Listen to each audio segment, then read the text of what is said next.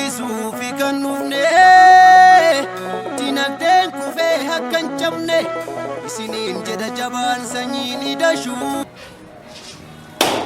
Ashama akkam jirtu kabajamtootaaf jaalatamtoota miseensota keenya martu baga yeroo ammaa kanatti birraa gaarii birraa qulqulluutti gadi baanee ifa keessatti wal argine waliin gara hojiitti fufuutti immoo deebi'uu geenye ayyaanni irreechaa lamaanuu kan malkaatis kan ateetetis baga nagaadhaan nuuf faltan baga nagaadhaan nuuf falle hundi keenya rakkoo eegame hunda keessa dabarree har'a geenyee jirra baga gammaddan baga uffaltan baga walumaan uffallu. Akkasumas karaa waldaa keenyatti yoo deebinu immoo waldaan keenya irreecha sababeeffachuudhaan hojii bakka hundatti akkuma waadaa galaa turre balbala 2-3 irratti akka humna isaatitti walitti qindeessuudhaan tasgabbeessuudhaan dhiyeessii miseensonni keenyas ta'e miti miseensi keenya sabni Oromoo magaalaa Finfinnee gara kamiyyuu akka hin dheewanneef bishaan nyaata waan adda addaa qopheessuudhaan simachaa turre ni beekama. Keessattuu balbala sabbatarraa karaa walatteetiin galamuu fi akkasumas karaa balbala aqaaqitiin jammoorraan galamurratti sirriitti bal'inaan qopheessinee jirra. Akkasumas karaa lixaatiin balbala lixaatirraa warra galaniitiif bifa saniitiin naannaa Alambaankii irratti qopheessinee sirriitti keessummeessinee jirra jechaadha. Baga nagaan dhuftan anaa dhufu kan jedhus qopheessinee maxxansinee jirra. Kanaaf waldaan keenya aadaa ofii babal'isuu irratti Finfinnee keessatti aadaa ofii babal'isuu irratti sirriitti hojjechuu qabaa jechaadha. Kanaaf kan itti deemuu qabnu gama biraatiin galteewwan arganne qabna. Galteewwan arganne tokkoffaa manneen jireenyaa mana jireenyaa rakkoo mana jireenyaa miseensota keenya martuuf furmaata laachuudhaaf inni itti rakkachaa baane yeroo ammaa kanatti biiroo ministeera ijaarsa manneen federaalaatirraa dabalataan ammas maqaa kabajamtuu fi jaalatamtuu kantiibaa magaalaa Finfinnee adde Adaanech Abeebeetiin nuuf barraa'ee xalaan bifa kanaatiin nuuf barraa'ee jira. Xalaan kun yoo nuuf barraa'u kallattiidhaan maqaa ishiitiin nuuf barraa'e biiroo ishiitti nuuf barraa'e miseensa 10,000tiif akka manneen jireenyaa diizaanii waldaan ijaarrate qopheeffateen propoozaalii waldaatiin waldicha akka dhiyeeffateen akka ijaarrachuu danda'u kan jedhu nuuf barraa'ee jira jechaadha. Kun ta'ee osuma jiru garuu chaalenjii gurguddaatu jira. Torban darbe biiroo kantiibaatiin gadi qabee itti gaafatamtoonni waajjira kantiibaatirraa qabee kallattii xalaan kun kan laallatu isaanidha. Hambarraa'e kantiibaadhaaf qaamni mootummaatis miti mootummaatis qaamni inni kun ilaallattan miidiyaa keenya keessa akka jirtan isin beekna akka nuuf hubattan barbaanna. Xalaan kun kan barraa'e Amaariffaani. Amaariffaan muraasa isaa akka dubbisee isin dubbisee isin hubachiisuu fi akka hubattanii xalaa kana faana akka nuuf buutan qaamni mootummaa biiroolee keessa jirtan warroolee miseensa keenya taatan hin beekna. Aanarraa hanga bulchiinsa ministeeraa keessatti hanga muummicha ministeeraa keessatti gahutti waajjira muummicha ministeeraa biyyattii keessa jirutti miseensa akka qabnu hin beekna. Kallattiidhaan isin argachuu kan hin dandeenye karaa kanaan akka nu argattanii fi akka nuuf hubattan isin hubachiisuun barbaada jechaadha. Amaariffaan barraa'ee jira. Amaariffaan isiniif dubbisa. Obsaan dhaggeeffadhaa akkasumas sirriitti hubannoo naaf argadhaa. Chaalenjii jiruu fi dhiibbaa as jiru arcaatonni obbidoo duraan TPLF wayyaanee wajjiniin juuntaa wajjiniin hojjechaa turan arras biiroo baay'ee keessatti rakkatanii uummata rakkisaa ijaarama uummata Oromoo arras rakkisaa akkam akka jiran akka bartanin barbaada jechaadha. Isin hubachiisuun barbaada. Arras wallaansoo keessatti uummata galchuudhaaf nus wallaansoo keessatti nu galchuudhaan akka jiran akka nuuf bartan asuma asitti isin beeksisuun barbaada. Waan dhaggeeffachuu dandeessaniif galatoomaa dhaggeeffadhaa. ለክብርት ወይዘሮ አዳነች አቤቤ የአዲስ አበባ ከተማ አስተዳደር ከንቲባ ይላ ጉዳዩ ትብብር እንዲደረግላቸው ስለመጠየቅ ከላይ በርዕሱ ለመግለጽ እንደተሞከረው የጨፌ ወጣቶቹ ለገባ ኃላፊነት የተወሰነ መሰረታዊ ህብረት ስራ ማህበር በአዋጅ ቁጥር 985 ህዝባር 2009 መሰረት በፌዴራል ህብረት ስራ ኤጀንሲ የህብረት ስራ ማህበሩ በሁለገብ ስራዎች ማለትም በግንባታ ወይም በኮንስትራክሽን በማምረት እና አገልግሎት በመስጠት ስራዎች ላይ ለመሰማራት የሚያስችል እውቅናና ህጋዊ ሰርተፊኬት ያለውና በፌዴራል ህብረት ስራ ኤጀንሲ በመዝገብ ቁጥር ጨፌ ቁጥር 18 ብሎ የተመዘገበበት ነው። የተመዘገበ መሆኑን በመግለጽ ለ10 ሺህ አገፈጣ ስረት በከተረት ሲርትናፍ ወጣ ለ10 ሺህ አባላት የሚሆን 10 ሺህ አባላት ለሚሆን ለህብረት ስራ ማህበሩ አባላት ያለባቸውን የመኖሪያ ቤት ችግር ለመቅረፍ የመኖሪያ ቤት ለመገንባት ይችሉ ዘንድ የትብብር ደብዳቤ እንዲጻፍላቸው ጠይቀዋል። በመሆኑም በቤቶች ልማት ስትራቴጂ በከተማ ፕላን እና ማህበሩ በሚያቀርበው ዲዛይን መሰረት የመኖሪያ ቤቶችን መገንባት እንዲችሉ በአክብሮትነቱ ከበጀሙማ ኬሰኒን አዳዳነች ጀቻለ ኩንቀለቲ ከበጀሙማ ኬሰኒን በአክብሮትነቱ በኩል አስፈላጊውን ድጋፍ ትብብር እንዲደረግላቸው እየጠየቁ የፌዴራል የህብረት ስራ ኤጀንሲ የጻፈላቸውን ደብዳቤ ህጋዊ እውቅና ያለውን ደብዳቤ ኮፒ በማያያዝ የላክላቸው መሆኑን እንገልጽላቸዋለን። ኩኒ ጀቻን ኤንበሬስ የፌዴራል የመኖሪያ ቤቶች ልማት አስተዳደር ቢሮ ዋና ኃላፊ ነው። ይህንን የጻፈው ይህንን ደብዳቤ ነው እንግዲህ በኢትዮጵያ ፌዴራላዊ ዴሞክራሲያዊ ሪፐብሊክ የከተማ ልማትና ኮንስትራክሽን ሚኒስትር ነው ይህን ደብዳቤ የጻፈው። እዛ ውስጥ በከንቲባ ጽሕፈት ቤት ምክትል ኃላፊ ሆኖ የተቀመጡት ተራ ግለሰብ ነው፣ ተራ ተቋም ነው የጻፈ በማለት ይህንን ደብዳቤ ነው እያንገላታብን አለ። አርጊተኖተ አስረት ለኮፍሰ ገልሜሸንቱ አችመ keessatti galmeerratti calqaba maaltu jedhame itti gaafatamaa waajjira kantiibati sanuu ittaanadha maaltu jedhame maqaa isaanii waajjira kantiibati fi jedhu kan jedhu kallattii kabajamtuu kantiibaa magaalaa Finfinneetiif jedha malee Adde Adaanachiif jedha malee obbo Girmaa Beekatiif hin jedhu sanbalii maqaan dhabu maaltu isa dhibeet anuuf biratti ukkaamsee qabu kuni hojii duratti keessa darban hoggaa 27 guutuu aanarraa hanga kutaa magaalaatirraa hanga magaalaatitti uummata boojitaatii fi ijaarama uummata Oromoo diigaa turan saniidha. Ammas kan deebisuudhaaf deeman.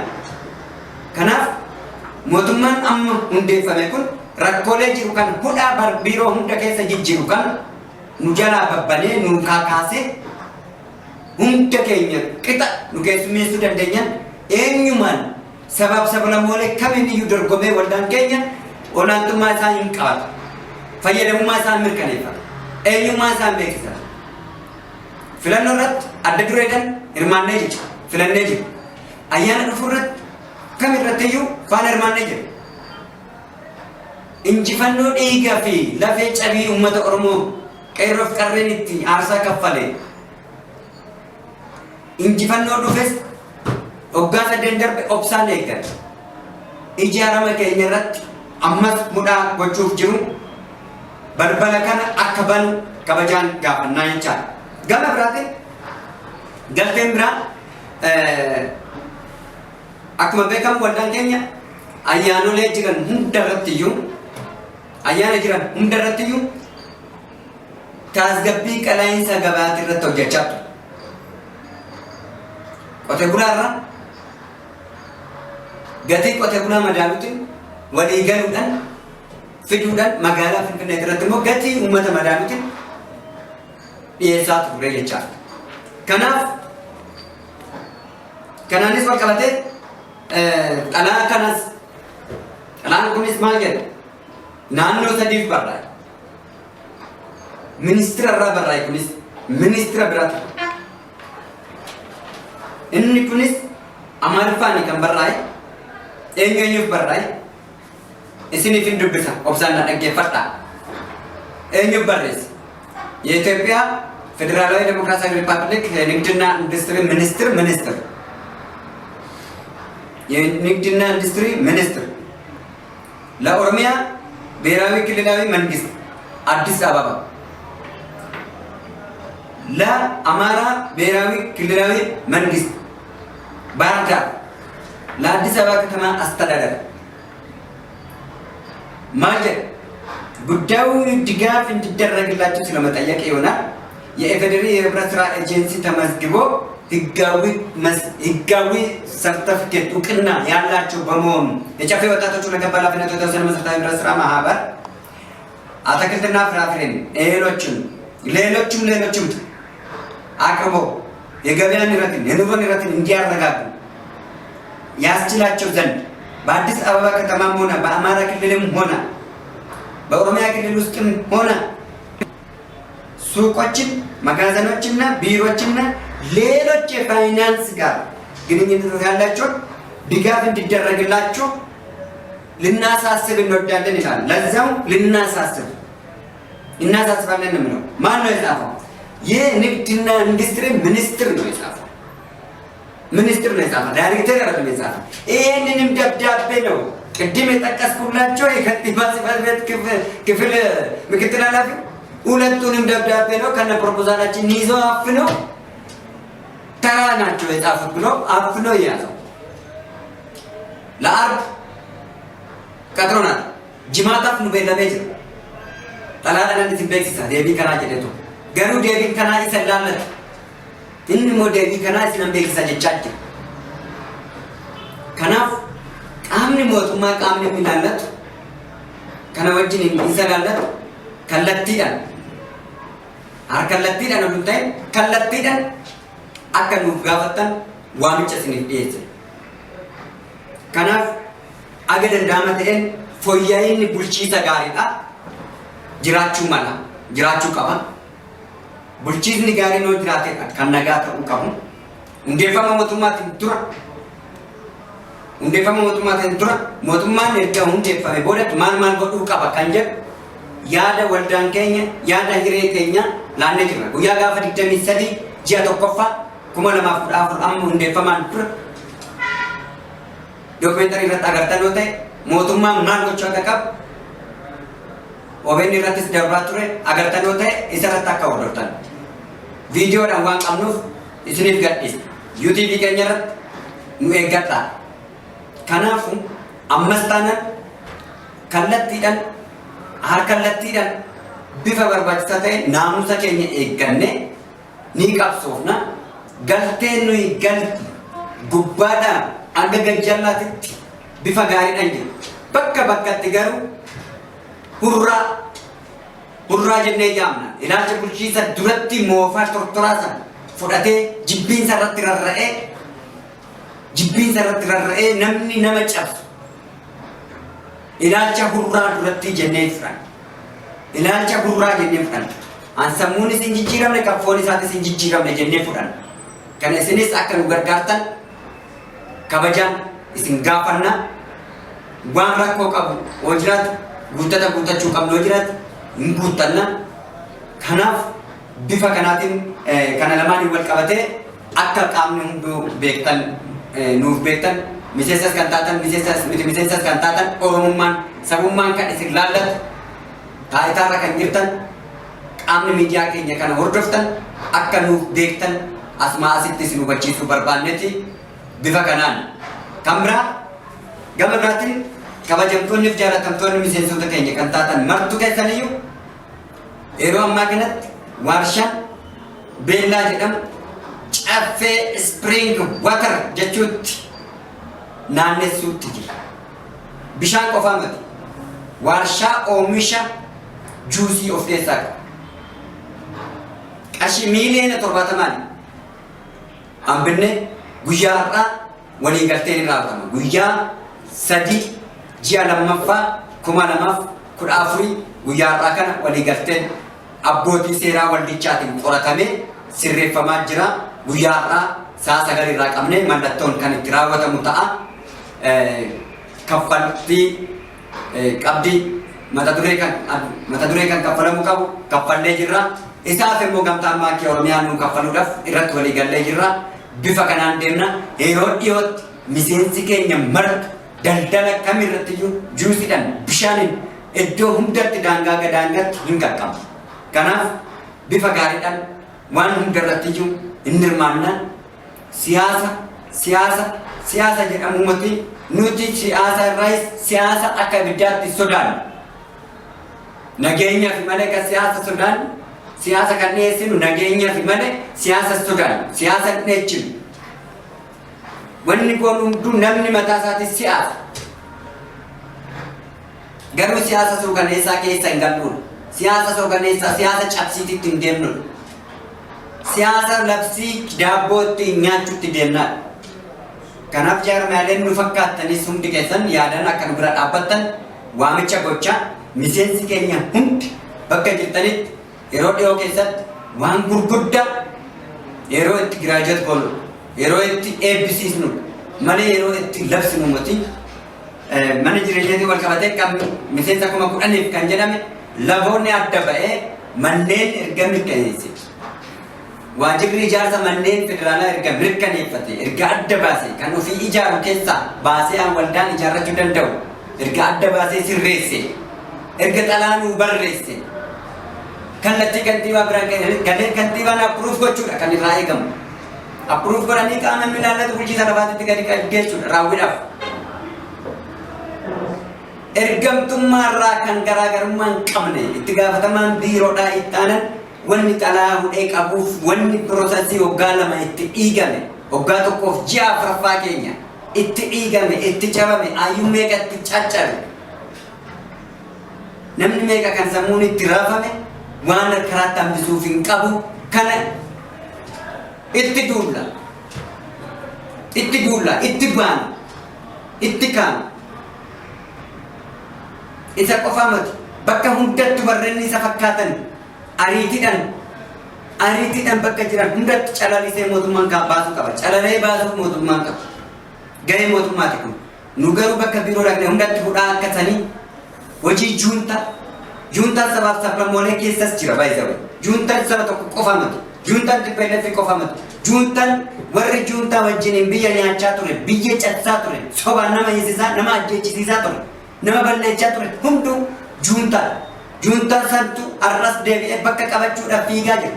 Isa kanarratti of eeggachuu qabna. Sirriitti ilaallachuu qabna. Juuntaan isa Maqalee fi Adwaa jiru kan laaluu qabnu. Juuntaan Finfinnee keessa jirus itti ilaalamuu qaba. Juuntaan bakka hunda jiru eegamuu qaba.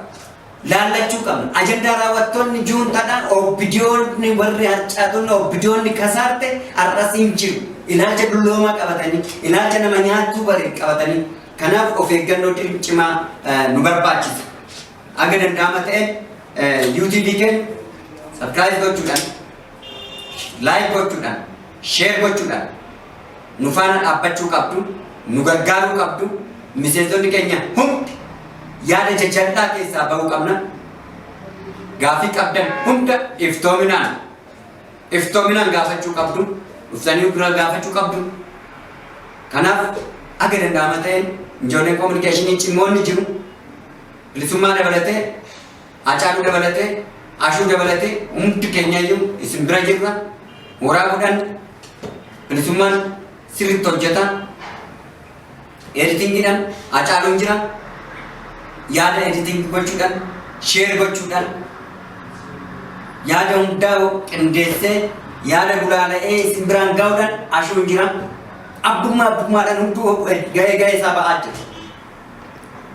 gaggeessitoonni kun immoo ga'ee ga'ee isaanii irratti faayinaansiin bifa saniitiin hunduyyuu bifa saniitiin dhimmaanaa waldichaa sirriitti ba'aa jirra. Anis halkanii guyyaa fiigaa jirra hundi keenya jiru. Isinis akkasitti nu faana dhaabbachuu qabdu. Faallaa dhiisaa. Faallaa dhiisaa. Dubbii kana deemtu dhiisaa. Garuu wal bira haa dhaabbannu. Galatooma jabaadha. Injifannoon kan waloo keenyatti.